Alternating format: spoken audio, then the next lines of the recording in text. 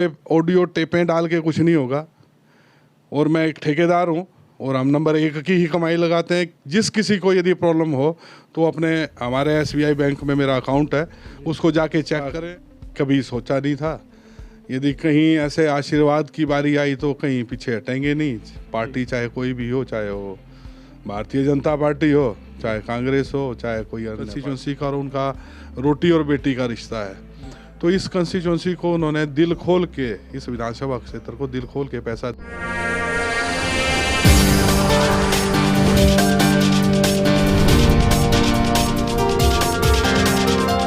खबरखास TV में आप सभी का स्वागत है। मैं मुनीश ठाकुर और अभी मेरे साथ मौजूद हैं संजीव भंडारी जी। जी हाँ, इनको सभी जानते हैं कि एक समाज सेवी चेहरा है जोगिंदरगढ़ से, और काफ़ी समाज सेवा ये करते रहते हैं। और आया दिन आप देखते होंगे कि संजीव भंडारी जी पब्लिक में जा रहे हैं, लोगों में जा रहे हैं। कुछ इस तरह से हमारे सवाल भी इनसे होंगे।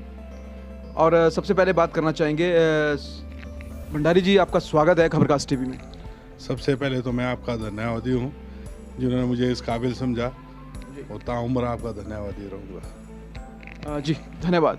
भंडारी जी, एक चीज़ हम अभी देखने को आ रही है कि जिस तरह से समाज सेवा आप कर रहे हैं और आप करते आ रहे हैं, शुरू से आप समाज सेवी एक रहे हैं, और समाज सेवी अगर आपको बोला जाए तो हम इसमें कुछ चीज़ें और पॉइंट आउट भी कर सकते हैं। आपको लगे तो हम क्वेश्चन भी करेंगे, और शायद कड़वे सवाल भी हम कुछ आपसे पूछें।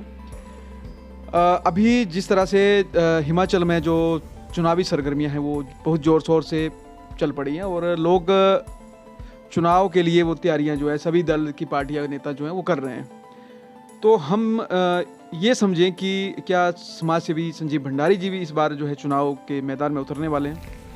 सबसे पहले तो मैं आपके माध्यम से जी सभी को ये बताना चाहता हूँ कि पहले तो मैं अपनी मातृबंधन में निकला हूँ। मैं अपने पूरे विधानसभा क्षेत्र में सभी माताओं बहनों का, सबका सम्मान कर रहा हूँ। तो ये मेरे लिए ज़िंदगी भर के लिए एक सबसे बड़ी कमाई है, और मैं कम से कम 10 सालों से इसी प्रयत्न में लगा हूँ कि मैं अपने देश में, अपने प्रदेश में और अपने गांव के लोगों की मदद कर सकूं, उनको आर्थिकी स्थिति से स्वावलंबी बना सकूं। क्योंकि जो हमारे मातृशक्तियाँ हैं, जो हमारे महिला मंडल हैं, ये इनका गठन तो हुआ है, तो इनका गठन फ़ोटो खिंचवाने के तक ही सीमित नहीं है। इनका गठन उनको आगे तक ले जाने तक है, उनकी जितनी भी ज़रूरतें हैं उनको पूरा करने का है। चाहे वो उनका नशे को दूर करने का क्षेत्र हो, उनमें मातृशक्ति की कंधे के साथ कंधा चलने का समय हो, चाहे उनको उपहार देने का हो। तो ज़िंदगी में ये बड़ा कम समय मिल जाता है, और बड़े कम लोगों को ये मिलता है कि जो मातृ सेवा कर सकें। क्योंकि हम लोगों ने, सब ने माँ के कोख से ही जन्म लिया होता है, सब ने। तो जब बच्चा बड़ा होता है तो पहला शब्द वो माँ ही बोलता है। तो जब ये चीज़ें, जब आदमी पहला शब्द माँ बोलता है, माँ हमारी प्रथम गुरु है, तो क्यों ना हम आज सब इकट्ठा होकर अपनी मातृ सेवा करें, और अपने महिला मंडलों को सशक्त करें, और अपना जो समाज सेवा का जो दिल में जो जज्बा है उसको बरकरार रखें। चाहे वो मातृ सेवा के रूप में हो, चाहे वो धर्म के प्रति हो, चाहे अपने आने वाले युवाओं को प्रेरणा देने के लिए हो। तो मैं आपके माध्यम से यही कहना चाहूँगा कि पहले तो मैं मातृबंधन कर रहा हूँ, कहीं बाद में कहीं आभास होगा कि मातृशक्तियाँ मेरे को राजनीति में आने के लिए उत्साहित करेंगी, तो मैं अपना कदम पीछे की तरफ नहीं हटाऊंगा। तो मैं मातृशक्ति की सेवा के लिए ही पैदा हुआ हूँ, और इनकी सेवा ही करूँगा। आप जो ये समाज सेवा कर रहे हैं, कुछ हमने सुना है कि आपको आरोप प्रतिरोप भी लग रहे हैं। आरोप इस तरह से लोग लगा रहे हैं कि आप अपनी जो नेक कमाई है उसका ना हिस्सा लगाकर आप 2 नंबर की कमाई ला रहे हैं। मैं आप सब के माध्यम से उन लोगों को एक चेतावनी देता हूँ कि हम करें तो पुण्य है, आप करें तो पाप। यदि हम आज अपने क्षेत्र की मातृशक्तियों की सेवा कर रहे हैं, यदि उनको ये पाप लग रहा है, तो ये तो इससे बड़ा कोई बड़ा जघन्य अपराध नहीं है। तो जो कोई भी ये चाहे ऑडियो के थ्रू, चाहे लोगों के मीटिंग में जाके अनाप शनाप बोलना, या तो वो अपना मानसिक संतुलन खो बैठे हैं, या तो उन्होंने ये आभास उनको ये हुआ है कि ये जोगिंदरनगर की जितनी मातृशक्तियाँ हैं सब मेरे प्यादे हैं और उनको मैं जैसे मर्जी कीड़े मकोड़ों की तरह रौंद के आगे बढ़ता जाऊँ। तो मैं आपके माध्यम से बोलना चाहूँगा कि ये ऑडियो टेपें डाल के कुछ नहीं होगा।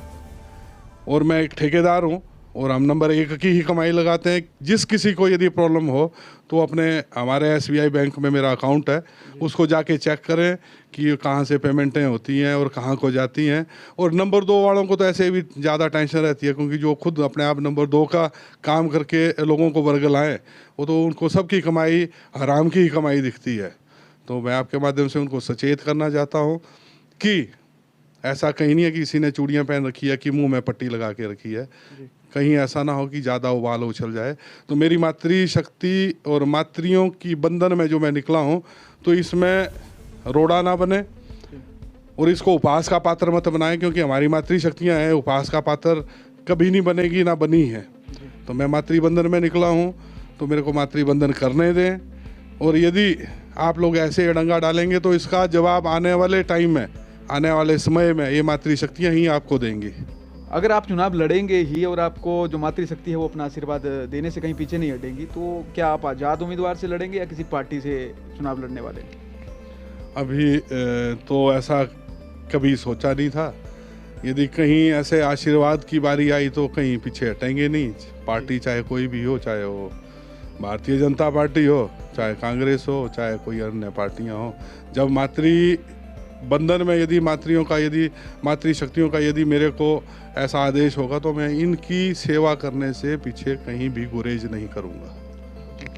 भंडारी जी, यदि आपको कोई भी पार्टी में आते हैं और जनता आपको जनादेश देती है, यदि आप जोगिंदरनगर में जीत के आते हैं, और तो आपको क्या लगता है जोगिंदरनगर में कौन से कार्य हैं जो आज तक नहीं हुए हैं और किन किन कार्यों को आप अपनी प्राथमिकताएं देना चाहेंगे?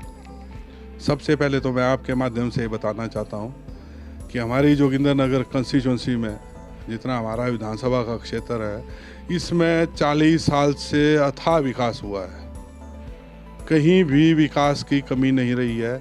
जहाँ कहीं कोई कमियां रह गई होंगी, चाहे वो हॉस्पिटल से हो, उनके दर्जों को बढ़ाएंगे, और साथ में CHC PHC जहाँ जहाँ हैं उनके दर्जे अच्छे बढ़ाए जाएंगे, 100 बेडेड हॉस्पिटल किए जाएंगे।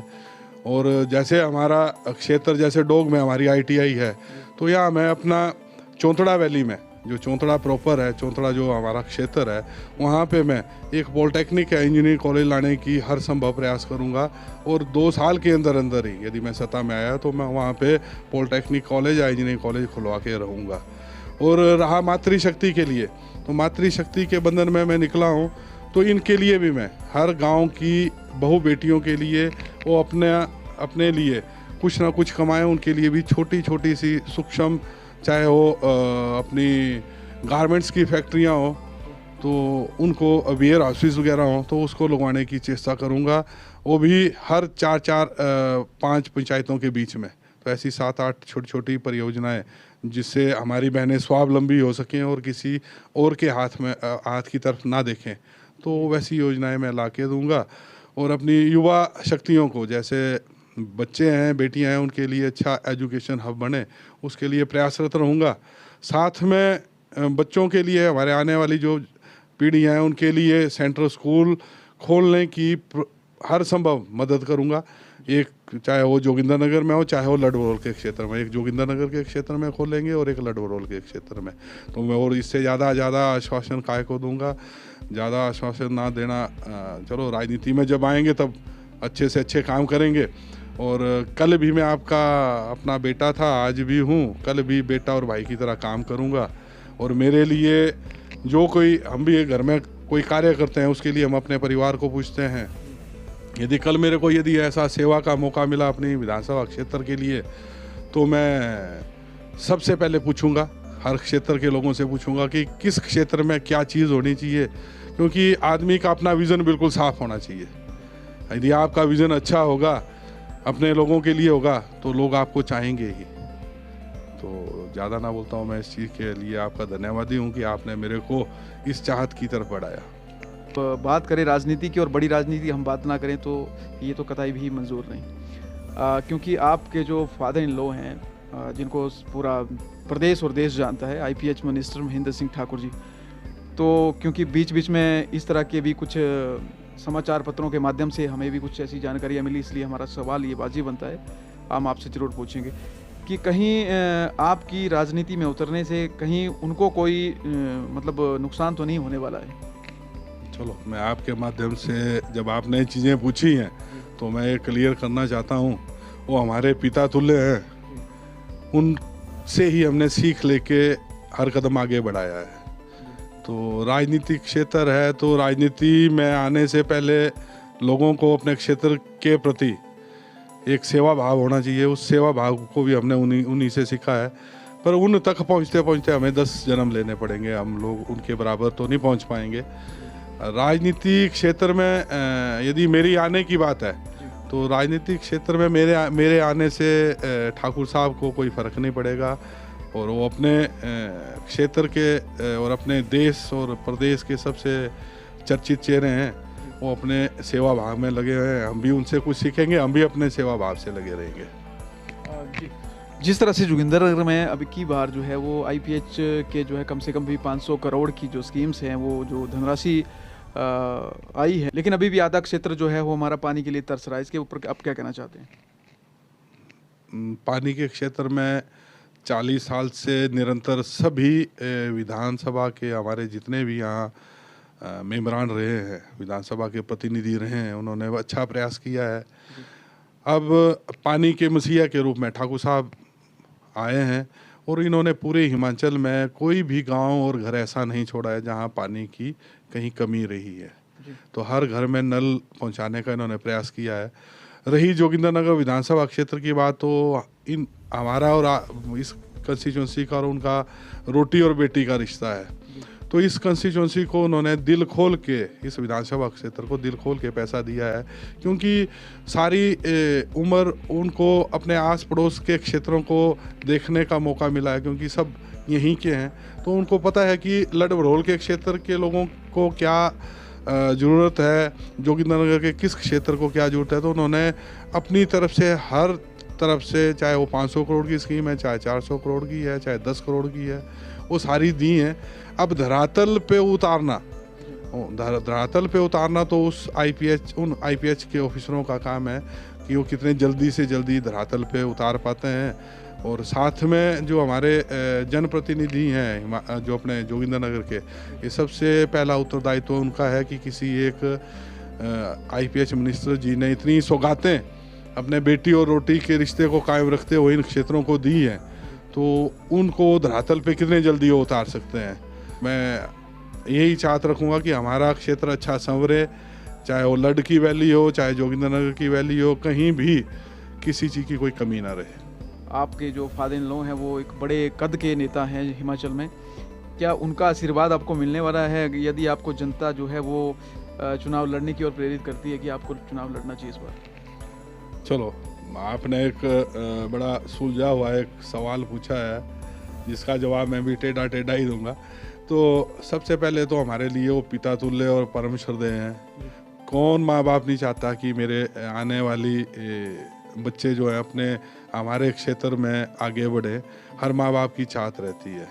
तो यदि कहीं राजनीति में आने का ऐसा हुआ तो आशीर्वाद लेने से मैं गुरेज नहीं करूंगा, क्योंकि मेरे पिता हैं, वो पिता तुल्य हैं, तो मैं कहीं भी गुरेज नहीं करूंगा, और वो कभी भी आशीर्वाद देने से पीछे नहीं हटेंगे। जो हमारी घट्टा में जो ये पुलिस चौकी है और बैरियर है, इसको पुनः बहाल किया जाए, और ये नशे के जो सौदागर हैं इनके लिए जो खुला रेगिस्तान बना के रखा है, और जिसकी तरफ ना कोई जनप्रतिनिधि ने बोला, ना किसी और ने बोला, क्योंकि यहाँ से कांगड़ा के सभी जनप्रतिनिधि भी यहीं से निकलते हैं, और हमारे यहाँ के जनप्रतिनिधि भी ये सब चीज़ देखते हैं।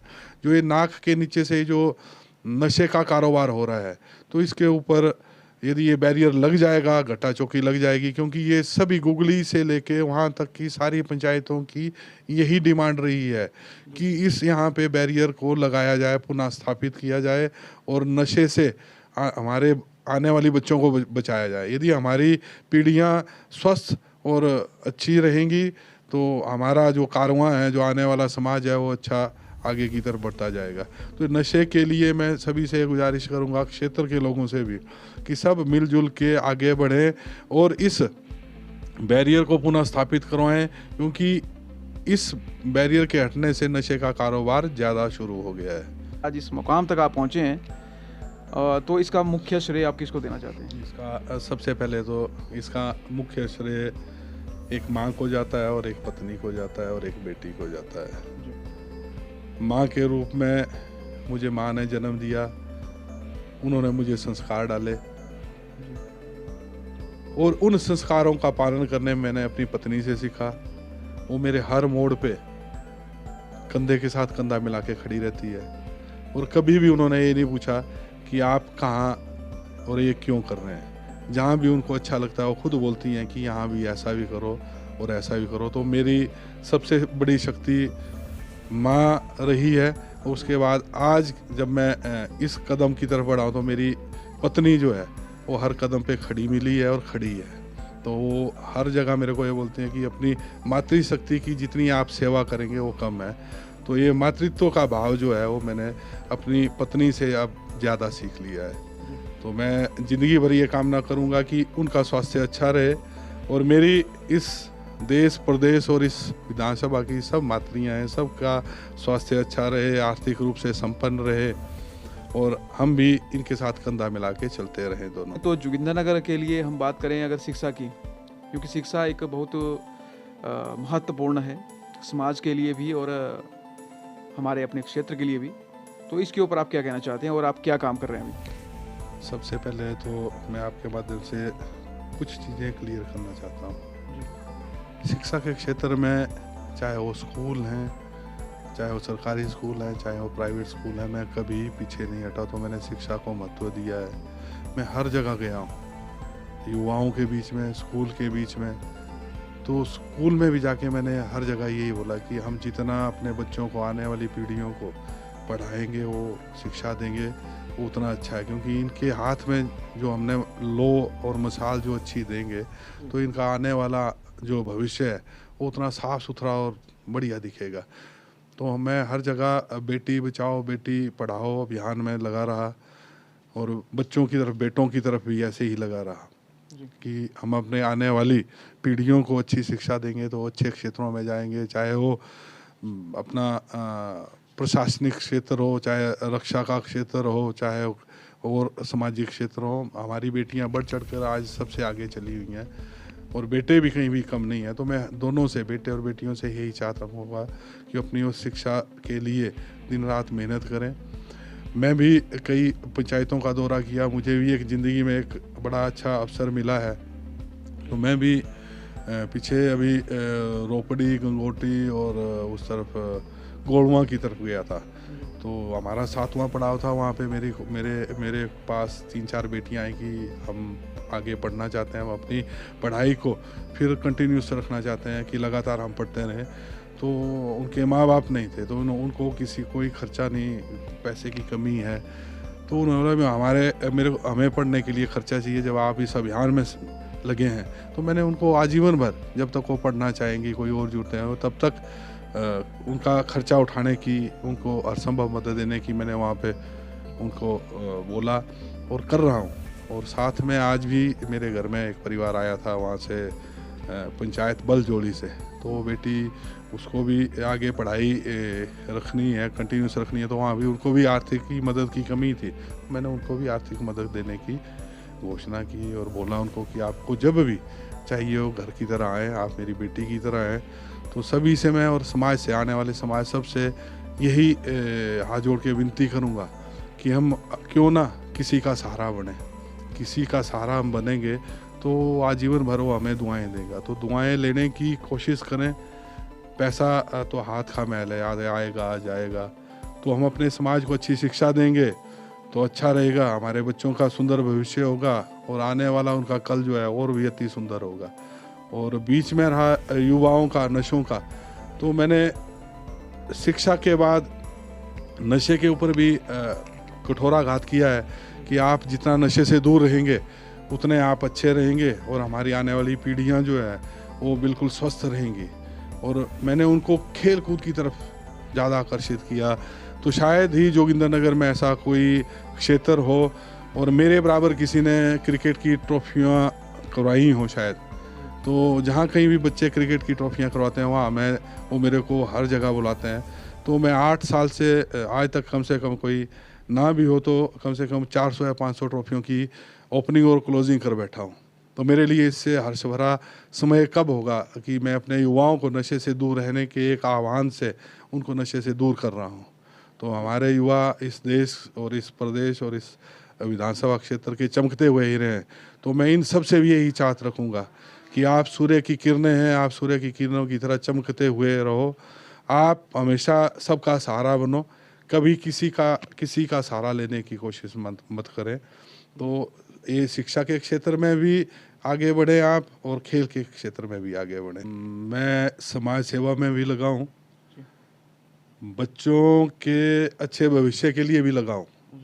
साथ में हमारे जहाँ कहीं भी गौ सदन है, जहाँ कहीं गौवंश है, तो उसकी सेवा में भी लगा हूँ और उनकी रक्षा के लिए भी लगा हूँ।